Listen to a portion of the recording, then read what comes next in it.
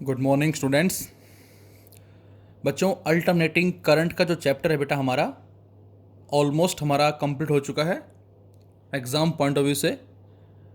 लेकिन एक आध टॉपिक हमारे छोटे से और हैं इसमें, लाइक एलसी ऑक्सीलेशन।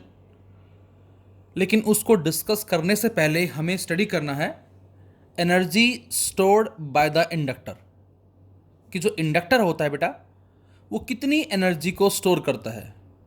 आपको शायद याद होगा, हमने इलेक्ट्रोस्टैटिक्स में स्टडी किया था energy stored by the parallel plate capacitor, और जो हमारा आया था हाफ सी वी स्क्वेयर, या जिसको हमने क्यू स्क्वेयर बाय 2c लिखा था, या जिसको हमने हाफ क्यू वी लिखा था।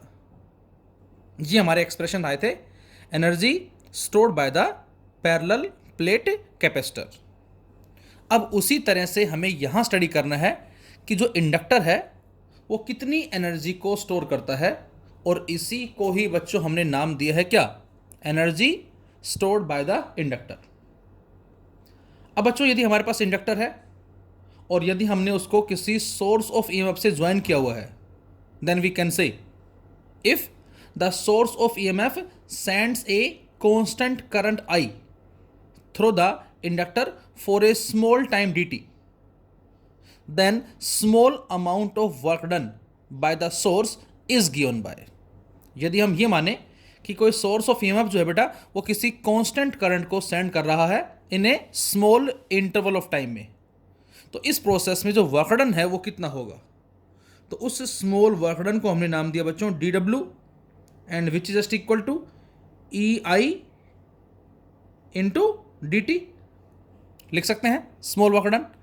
या आप ये भी समझ सकते हैं D W by d T, work done per unit time, that is power, जो बराबर किसके है बेटा, वोल्टेज और करंट का प्रोडक्ट, ऐसे भी हम कह सकते हैं। And for calculating total work done we have to integrate the equation, और नेट वर्क डन कैलकुलेट करने के लिए बच्चों हमें इसको इंटीग्रेट करना होगा, तो जिसमें डी डब्ल्यू equal to e I into d t, और इसको हम कर दें बच्चों क्या, integrate.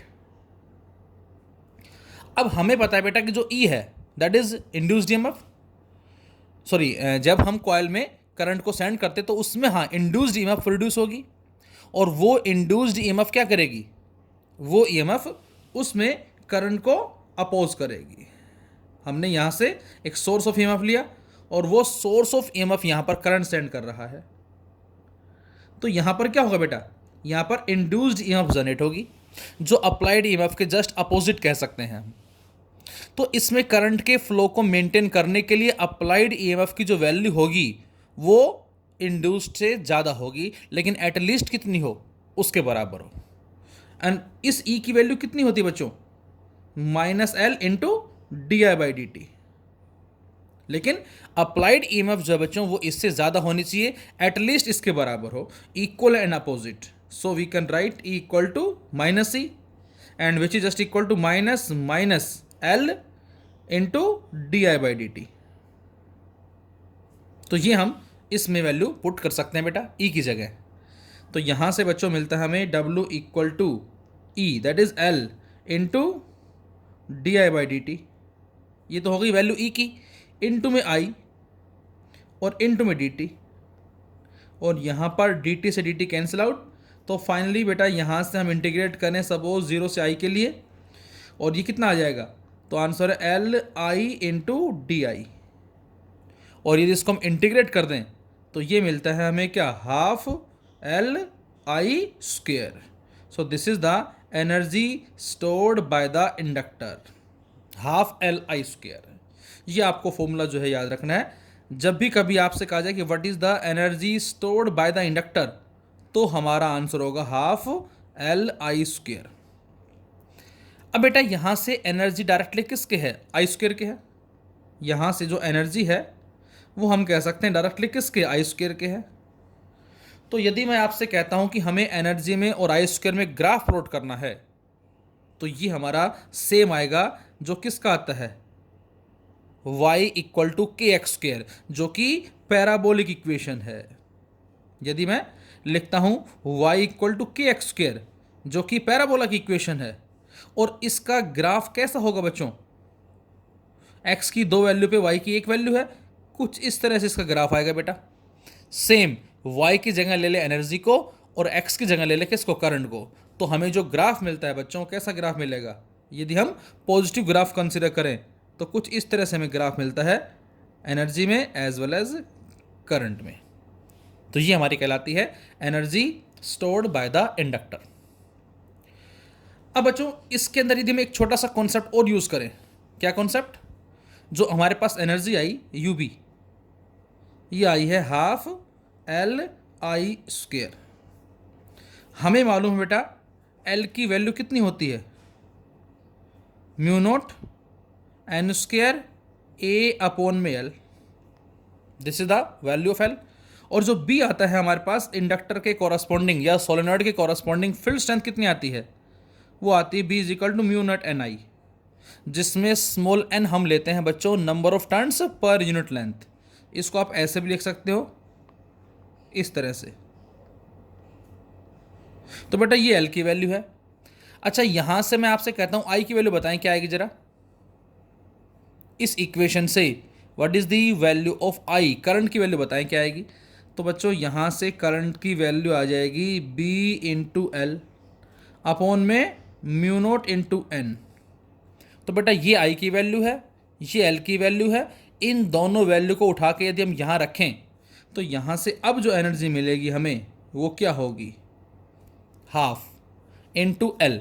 L is mu naught N square A by L multiply I का स्क्वेयर, और आई हमने सोल्व कर रखा है, ये इसका स्क्वेयर कर दें तो ये आ जाएगा b square l square upon में म्यू नोट का स्क्वेयर इंटू में एन का स्क्वेयर।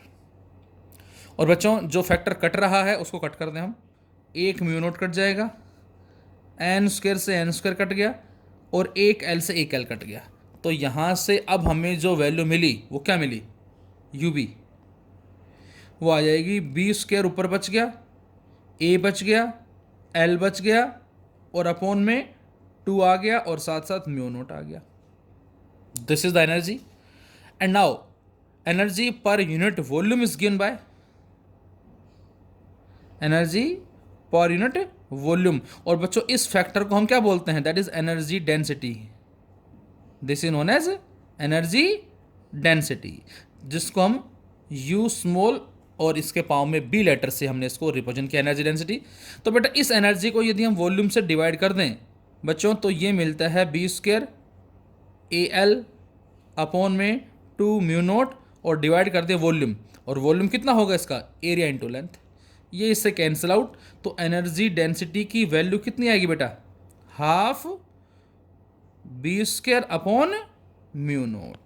बच्चों इस रिजल्ट को हम यूज़ करेंगे इलेक्ट्रोमैग्नेटिक वेव चैप्टर के अंदर।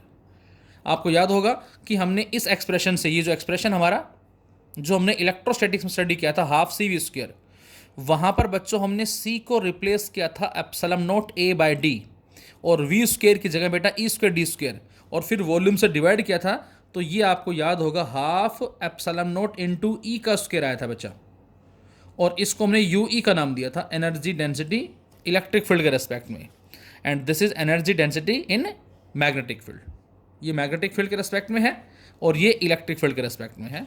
तो ये दोनों ही कॉन्सेप्ट हम यूज़ करेंगे इलेक्ट्रोमैग्नेटिक वेव के अंदर। तो ये हमारा कहलाता है energy stored by the inductor. ये एनर्जी का एक्सप्रेशन है, छोटा सा ही है, ये इसका ग्राफ आ जाएगा, ये इसके कॉरस्पॉन्डिंग एनर्जी डेंसिटीज आ जाएंगी। अब हमारे पास जो नेक्स्ट टॉपिक है बेटा, जिसको हमने नाम दिया किसका? That is l c oscillation. What is the meaning of l c oscillation? L c oscillation का जो मीनिंग है वो हमारे पास क्या होगा? पहले जरा समझते हैं इसको हम कि what is the meaning of l c oscillation. बच्चों आपने एक मूवी आई थी कुछ टाइम पहले, फना, आमिर खान, जिसमें एक टेररिस्ट होता है और वो उसके पास एक शायद ट्रिगर टाइप में कुछ चीज़ होती है इलेक्ट्रॉनिक, जिससे वो देश को बर्बाद करना चाहता है और वो लास्ट में तूफान में फंस जाता है। तो उसके जो ससुर जी होते हैं, शायद जो ऋषि कपूर जो होते हैं, वो उनको शक होता है उस पर, तो उसको ही मार देता है वो। फिर उसमें सतीश शाह जो होते हैं शायद उसको भी वो मार देता है, किल कर देता है, वो इस तरह से था। और उसके अंदर वो अपने नाना को कोड में एक मैसेज डिलीवर करता है सबसे लास्ट में, शायद याद होगा आपको। उसके जो नाना होते हैं, जो चीफ कहते हैं, जो टेररिस्ट जो उनका ग्रुप होता है उसके जो चीफ होते हैं, उनको एक मैसेज डिलीवर करता है कोड के अंदर। अब उस मैसेज को जो मूवी में तब्बू होती है, जो आर्मी ऑफिसर जो होती है, वो सुन तो लेती है लेकिन समझ नहीं पाती कि क्या कहना चाह रहा है, क्योंकि आमिर खान ने वो मैसेज एक कोड में डिलीवर किया था। तो कोड में मैसेज डिलीवर करने के लिए हमें क्या चाहिए? एक सिग्नल चाहिए, स्ट्रॉन्ग सिग्नल चाहिए, इलेक्ट्रोमैग्नेटिक वेव चाहिए, लाइक रेडियो वेव। और बच्चों, उस कोडिंग मैसेज को डिलीवर करने के लिए जो कॉन्सेप्ट यूज होता है हमारा, that is l c oscillation. L inductor, c capacitor. कि एक बार यदि हम इस कॉम्बिनेशन में एनर्जी दे दें तो वो एनर्जी ऑक्सीलेट करेगी, एल से सी में, सी से एल में, एल से सी में, इस तरह से। और इस ऑक्सीलेशन के जरिए बेटा क्या होगा? इलेक्ट्रोमैग्नेटिक वेव्स जो है वो प्रोड्यूस होती हैं, और जिनको हम कम्युनिकेशन प्रोसेस में यूज करते हैं। तो इस वेव के यूजेस बहुत सारे हैं, जिसमें से कोडिंग मैसेज को डिलीवर करने के लिए भी इसको यूज किया जाता है। तो पहले थ्योरेटिकल पार्ट थोड़ा समझते हैं, क्या है ये। तो बच्चों, इस डायग्राम में एक इंडक्टर है और ये कैपेसिटर है, और इंडक्टर और कैपेसिटर के बीच में एक हमने की को अटैच किया जिसको K2 का नाम दिया गया है, और इस कैपेसिटर के नीचे हमने एक बैटरी लगा दी जिसके साथ एक की और है, K1 नाम दिया। हम क्या करेंगे? हम इस K2 को तो बच्चों ओपन रखेंगे, लेकिन K1 को प्रेस कर देंगे। ये आपको ध्यान रखना है। First K2 is open but K1 is pressed. अब जब K2 ओपन है, K1 प्रेस है, तो यहां से क्या होगा? करंट फ्लो होगा, या ये कहें चार्ज फ्लो होगा। इस तरफ कोई चार्ज नहीं जाएगा क्योंकि ओपन है। और हमने पढ़ा हुआ है क्या कि कैपेसिटर डीसी के पार्ट को ब्लॉक कर देगा। इसका मतलब इस डीसी सोर्स से इस कैपेसिटर की चार्जिंग होगी। कब तक? जब तक ये फुली चार्ज ना हो जाए। और जैसे ही फुली चार्ज हो जाएगा, ऑटोमेटिक चार्ज का फ्लो स्टॉप हो जाएगा, रुक जाएगा। तो इसका मतलब हम ये कह सकते हैं क्या कि अब इस कैपेसिटर में जो एनर्जी स्टोर हुई वो मैक्सिमम हुई, और जिसको हम बोल सकते हैं क्या? दैट इज Q2/2C, या हाफ CV² भी आप बोल सकते हो। तो ये आ जाएगी energy stored by the capacitor is maximum से 100 जूल। हमने अपनी तरफ से मान लिया बेटा कि एनर्जी जो इसमें 100 जूल है। उसके बाद हमने क्या किया? उसके बाद हमने इस बैटरी को रिमूव कर दिया, और बैटरी रिमूव करने के बाद क्या किया बच्चों? इसमें तो एनर्जी है ही नहीं, जीरो एनर्जी है, जबकि इसमें एनर्जी क्या है? 100 जूल। अब बेटा जैसे ही हम बैटरी रिमूव करके इस K2 को प्रेस करेंगे, देन व्हाट विल हैपन? तो आंसर है कि कैपेसिटर डिस्चार्ज होना शुरू होगा अक्रॉस द इंडक्टर। इस इंडक्टर के कॉरस्पॉन्डिंग कैपेसिटर जो है वो डिस्चार्ज होना शुरू हो जाएगा। तो जैसे ही हम क्या करेंगे? इस बैटरी को रिमूव करके K2 को प्रेस करेंगे, now discharging of capacitor takes place. अब इसकी वजह से क्या होगा? तो आंसर है, जब डिस्चार्जिंग होगी बेटा, तो यहां जो एनर्जी थी, जो 100 जूल थी, वो धीरे धीरे कम होना शुरू हो जाएगी। अब यदि यहां एनर्जी कम हो रही है तो कहां जा रही है? वो इंडक्टर में जा रही है, इसमें एनर्जी धीरे धीरे राइज होगी। तो इसका मतलब इंडक्टर में एनर्जी राइज होगी और कैपेसिटर में एनर्जी फॉल होगी। इस तरह से उल्टा प्रोसेस चलेगा। इसमें एनर्जी घट रही है क्योंकि चार्ज जो है वो यहाँ हमने मान लिया कितना है? 4+4, यहाँ कितना? -4। अब जैसे डिस्चार्जिंग होगा तो +4 से +3 बचेगा, फिर +2 बचेगा, फिर +1 बचेगा, और चार्ज यदि डिक्रीज हो जाएंगे बच्चों, तो इसका मतलब क्या है? यहाँ जो एनर्जी है वो डिक्रीज होना शुरू होगी, लेकिन यहाँ डिक्रीज होगी, इसमें इंक्रीज होगी। साथ साथ यहाँ पर एनर्जी बढ़ती जा रही है, लेकिन यहाँ पर इंड्यूस्ड ईएमएफ भी प्रोड्यूस होगी, और वो ईएमएफ क्या करेगी? अपोज करेगी किसको? Growth of current. जो करंट इसमें इंक्रीज हो रहा है उसको ये अपोज करेगी। तो इसका मतलब कुछ डिले लगेगा करंट को यहाँ मैक्सिमम होने में। और ये प्रोसेस कब तक चलता जाएगा? जब तक कैपेसिटर फुली का पूरा डिस्चार्ज ना हो जाए। और एक स्टेज आएगी कि कैपेसिटर पूरा खाली हो गया और सारी एनर्जी कहाँ चली गई? इंडक्टर के अंदर। तो अब यहाँ एनर्जी जो पहले 100 थी, इसमें 0 थी। अब क्या होगा? अब हमने मान लिया यहाँ 0 हो गई और यहाँ 100 हो गई, लेकिन लॉस भी होता है, लेकिन हमने समझने के लिए मान लिया बेटा कि यहाँ हो गई 100 जूल। अब सप्लाई जो आ रही करंट की वो क्या हो गई? स्टॉप हो गई, क्योंकि ये तो पूरा खाली हो गया। अब इसके अंदर फ्लक्स जो है वो कोलैप्स करना शुरू होगा डिक्रीज होना शुरू होगा। तो अब बच्चों क्या होगा, इसमें फिर से ईएमएफ जनरेट होगी और वो उसको घटने से भी अपोज करेगी। मतलब वो ईएमएफ क्या करेगी, उसको अपोज करेगी। जो फ्लक्स कोलैप्स हो रहा है, डाउन हो रहा है, वीक पड़ रहा है, उसको अपोज करेगी और खींचेगी। तो इसकी वजह से वो ईएमएफ जो प्रोड्यूस होगी वो इस कैपेसिटर की इस राइट साइड वाली प्लेट को चार्जिंग करना शुरू कर देगा। मतलब ये बन जाएगा पॉजिटिव हिस्सा और इंडक्शन से ये क्या बन जाएगा, नेगेटिव। तो इसका मतलब अब इंडक्टर जिसमें एनर्जी मैक्सिमम थी वो क्या हो रहा है, एनर्जी इधर जा रही है। किस में, कैपेसिटर में। कब तक प्रोसेस चलेगा, जब तक कैपेसिटर फुली चार्ज ना हो जाए। तो अब कुछ टाइम के बाद यहाँ एनर्जी जीरो हो जाएगी, जबकि यहाँ एनर्जी क्या हो जाएगी बच्चों, मैक्सिमम। तो इसका मतलब हमने स्टार्टिंग में एनर्जी दी कैपेसिटर को, वो एनर्जी सी से गई एल में, फिर एल से सी में, फिर सी से एल में, फिर एल से सी में। तो ये एनर्जी का प्रोसेस चलता रहेगा और इस प्रोसेस को ही बच्चों हम नाम देते हैं एलसी ऑक्सीलेशन का। Once the energy supplied to this combination then it will oscillates between L and C. This is known as LC oscillation. तो ये जो मैंने आपको समझाया है ये सारा उसी का ही थ्योरेटिकल पार्ट है, जिसके डायग्राम्स कुछ इस तरह से बनेंगे हमारे।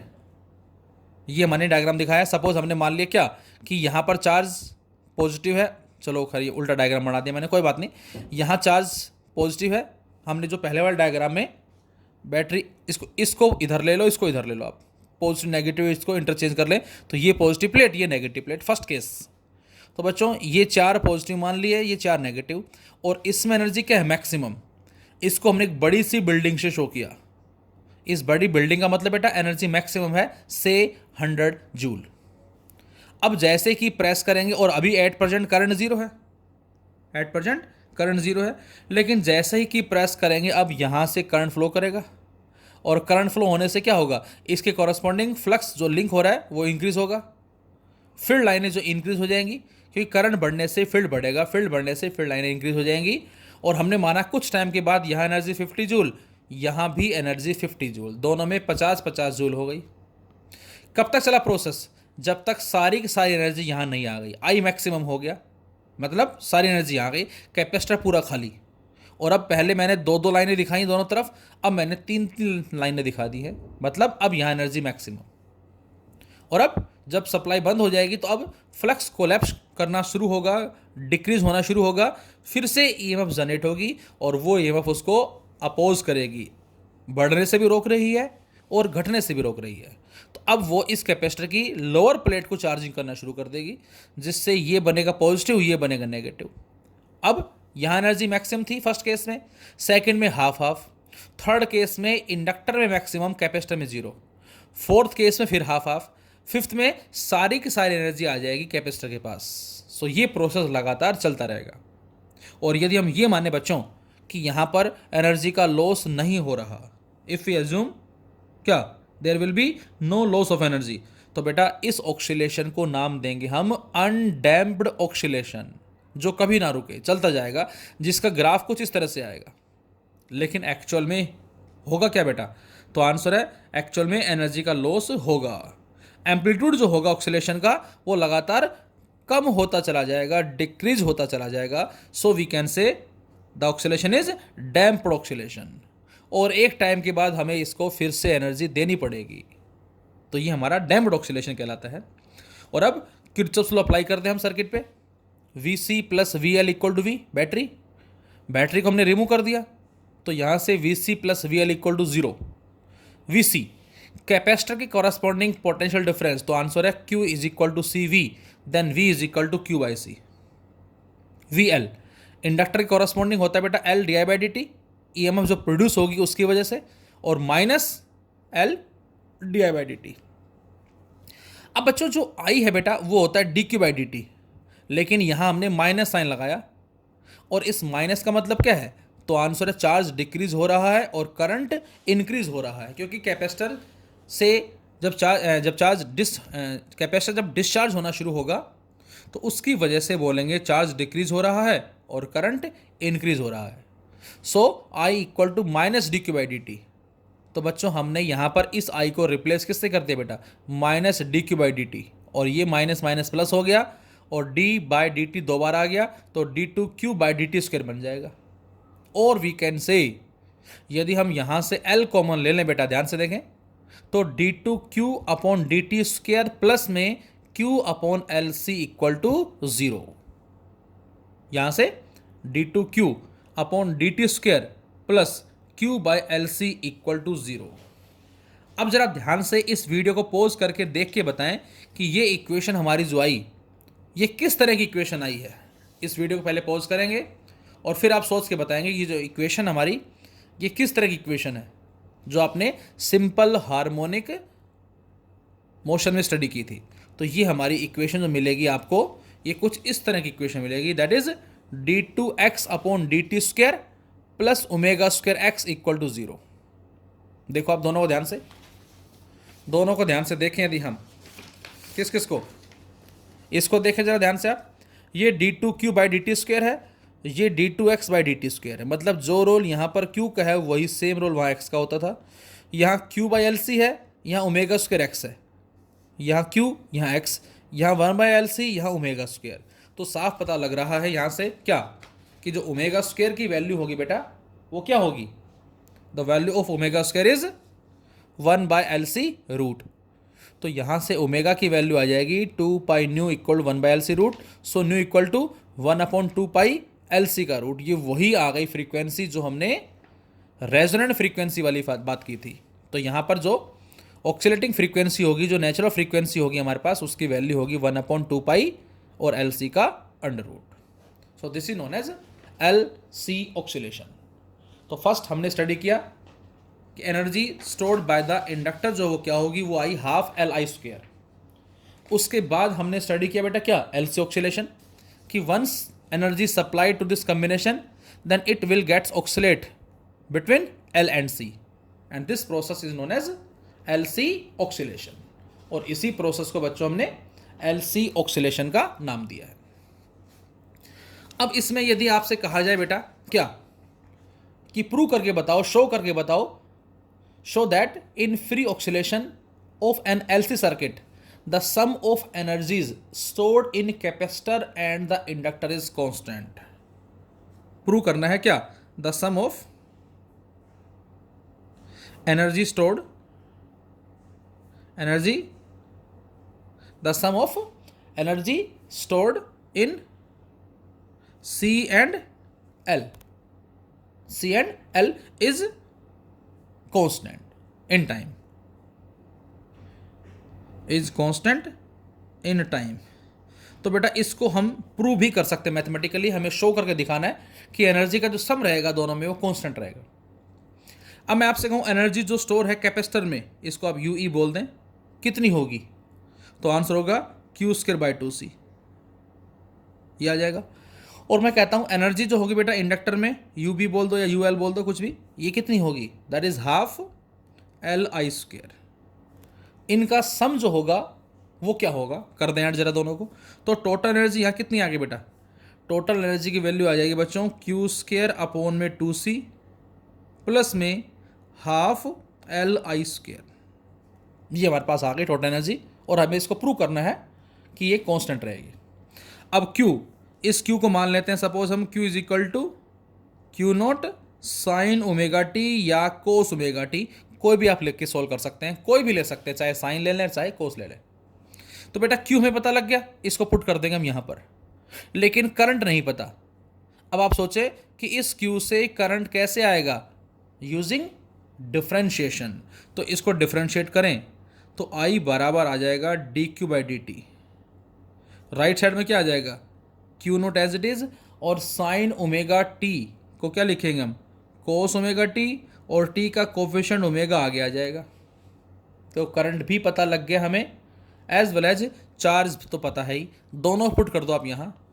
तो अब एनर्जी क्या मिलेगी, क्यू स्क्वायर, क्यू स्क्वायर का मतलब क्यू नोट का स्क्वायर इंटू में sine square omega t by 2c plus में half into l into I square, इस सारे का स्क्वायर, दैट इज ओमेगा का स्क्वायर इंटू में क्यू नोट का स्क्वायर इंटू में कोस स्क्वायर ओमेगा टी।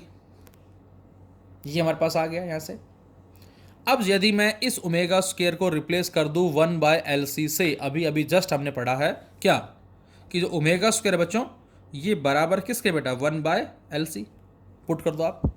तो जैसे ही इसको पुट करते हैं तो ये मिलता है क्यू नोट का स्क्वायर इंटू में sine square omega T upon में 2C प्लस में L/2 into omega square 1/LC into Q naught का स्क्वायर और साथ में कोस स्क्वायर ओमेगा टी।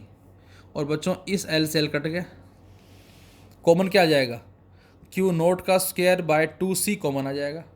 तो यहाँ से हमने क्यू नोट का स्क्वायर बाय 2C कॉमन ले लिया। अंदर क्या बन जाएगा बच्चों, sign square omega T plus cos square omega T that is 1।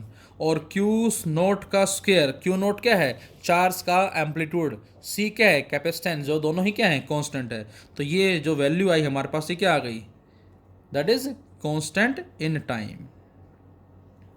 तो अब हम कह सकते हैं क्या कि एनर्जी का जो सम है वो कांस्टेंट रहेगा विद रिस्पेक्ट टू टाइम। मतलब ये, इस बात का मतलब ये होगा बेटा कि स्टार्टिंग में कैपेसिटर में एनर्जी थी 100 जूल, इंडक्टर में एनर्जी 0, लेकिन जैसे जैसे प्रोसेस चलता जाएगा वैसे वैसे कैपेसिटर में एनर्जी कम हो जाएगी, से 90 जूल हो गई। तो वो 10 जूल कहाँ चली गई, इंडक्टर में। दोनों का सम अभी भी 100 है। कैपेसिटर में हो गई 80, वहाँ हो गई 20, अभी भी दोनों का सम कितना है, 100। कैपेसिटर में हो गई 50, वहाँ भी हो गई 50, अभी भी सम कितना है, 100। कैपेसिटर में हो गई 20, वहाँ हो गई 80, अभी भी सम कितना है, 100। ये इस बात का मतलब है कि एनर्जी का जो सम रहेगा वो क्या रहेगा, सेम रहेगा, कॉन्स्टेंट रहेगा। तो ये हमारा कहलाता है दैट इज LC ऑक्सीलेशन। इसमें फ्रीक्वेंसी 1/2 पाई इंटू में LC का रूट, और उसके साथ साथ एनर्जी का जो सम है वो टाइम के रेस्पेक्ट में सेम रहेगा, कांस्टेंट रहेगा। Thank you.